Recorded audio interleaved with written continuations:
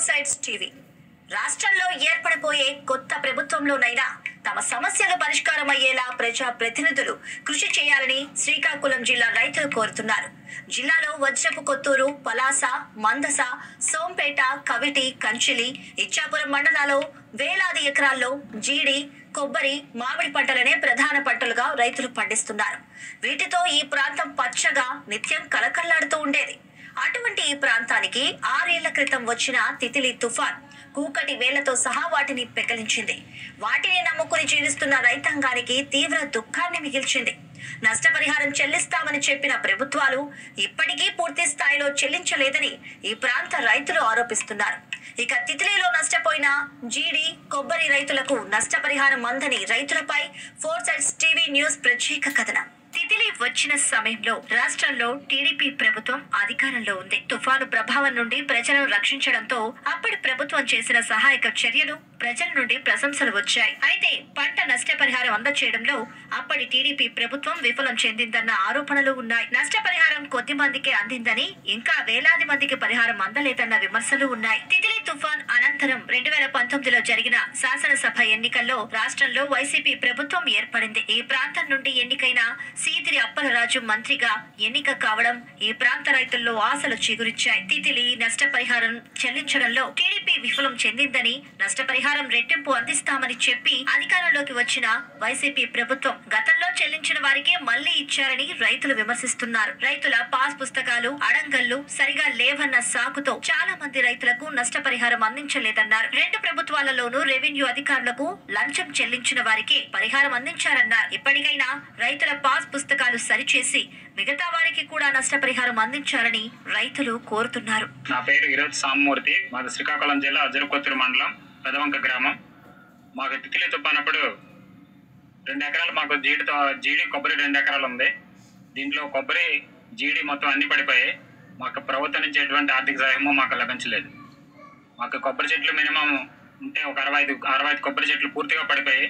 జీడి, మామిడి, కొబ్బరి మరియు మాది మొత్తం వ్యవసాయ మీద ఆధారపడి ఉన్న కుటుంబం మాది. మాకు ఎటువంటి జీవనాధారం లేదు. మాకు ఏ ప్రభుత్వం కూడా, ఇటు టీడీపీ కానీ ఇటు వైసీపీ కానీ ఏ ప్రభుత్వం కూడా మాకు రూపాయి ఆర్థిక సాయం అందించలేదు. అదే వజ్రకొత్తూరు మండలము, పెదవంక గ్రామము.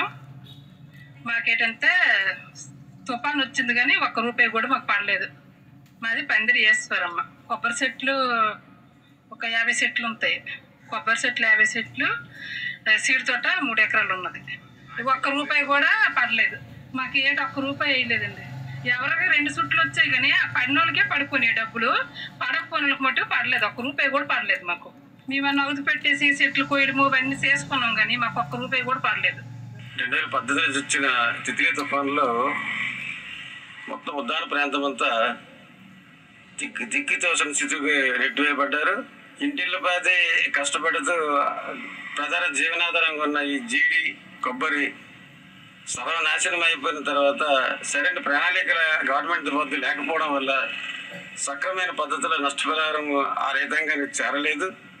టెక్నికల్గా భూములకు సంబంధించిన వివరాలు మన ప్రభుత్వ రెవెన్యూ రికార్డులో లేకపోవడం వల్ల అనేక మంది మొత్తం రైతులు వచ్చిన గవర్నమెంట్ వచ్చిన జస్ట్ పరిహారాన్ని పొందలేని దుస్థితికి ఎడ్వేయబడ్డారు. గత పాలకులు, ఇప్పుడున్న పాలకులు కూడా దీని మీద స్పష్టమైన హామీలు ఇస్తున్నప్పటికీ ఆచరణలో ఎక్కడో దెబ్బతింటున్నాయి. గతంలో జరిగిన లోపాలను సరిచేసి మళ్ళీ ఇప్పుడు వచ్చిన కొత్త గవర్నమెంట్ సరిచేసి అందరికీ న్యాయం చేస్తామని ఇచ్చిన ప్రగల్భాలు కూడా ఏమాత్రం కూడా ఆచరణకి నోచుకోలేదు. జీడి రైతాంగం పరిస్థితి, అలాగే కొబ్బరి రైతాంగం పరిస్థితి అసలు జీవనమరణ సమస్యగా మారింది. ఇటు పంట నష్టం వల్ల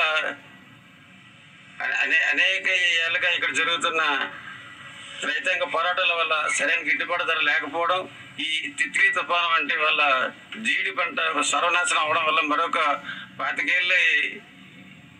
25 పేదరికానికి రెట్టివేయబడిన పరిస్థితి ఈ ప్రాంతంలో ఇప్పటికీ కొనసాగుతుంది.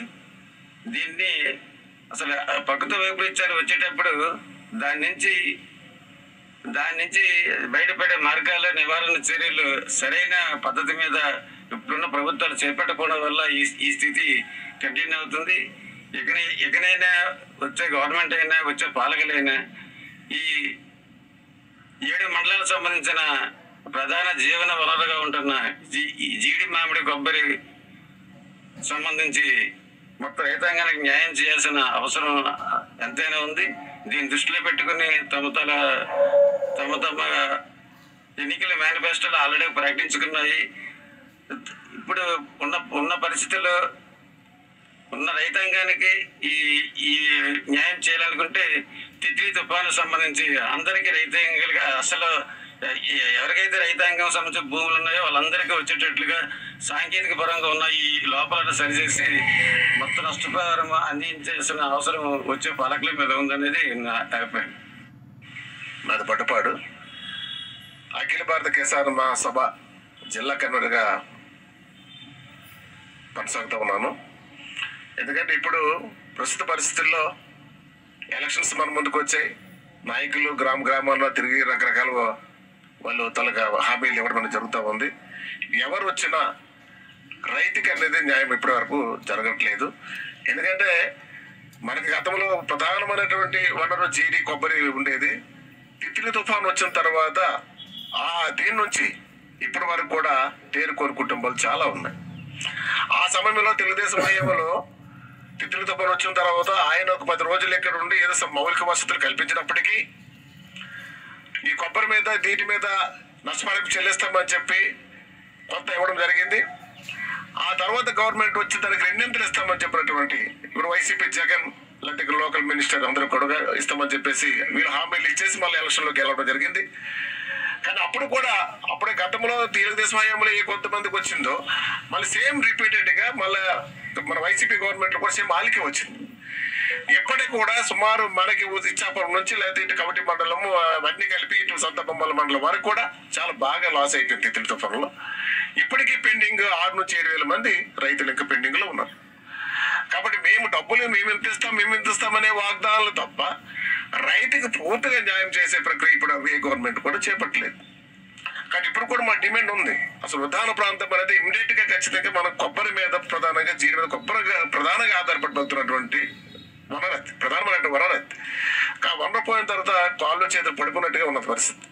కానీ ఇప్పుడు మళ్ళీ కొబ్బరి రీప్లాంటేషన్కి ఇవ్వాలి, అలాగే జీడికి రీప్లాంటేషన్కి ఇవ్వాలి, దానికి గిట్టుబాటు ధర కల్పించాలి.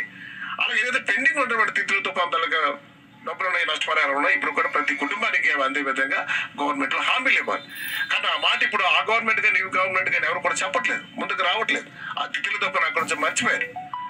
కానీ ముందు ఇమ్మీడియట్ గా మేము అఖిల భారత కిసాన్ మహాసభ ద్వారా మేము డిమాండ్ చేస్తున్నాం. ముందు ఇమ్మీడియట్ గా అది రైతులకి పక్కన నిలబడండి. రైతులకు ఏదైతే మీరు నష్టపరిహారం పెండింగ్ లో ఉందో అది ముందుగా అమలు చేయండి. అంతేగాని మీరు ఇచ్చినటువంటి సంక్షేమ పథకాలు స్కీముల తర్వాత ఇస్తారా సస్తారా సెకండ్.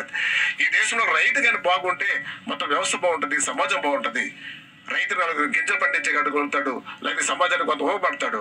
కానీ రైతు పట్ల అది నష్టపరిహారం చెల్లించాలి, అలాగే గిట్టుబాటు ధరకు సంబంధించి జీడికి అదుపు కల్పించాలి, అలాగే ఎరువుల విత్తనాలకు సంబంధించి సబ్సిడీలు ఇవ్వాలి. ప్రధానంగా రైతుకు అనేది ప్రధానం.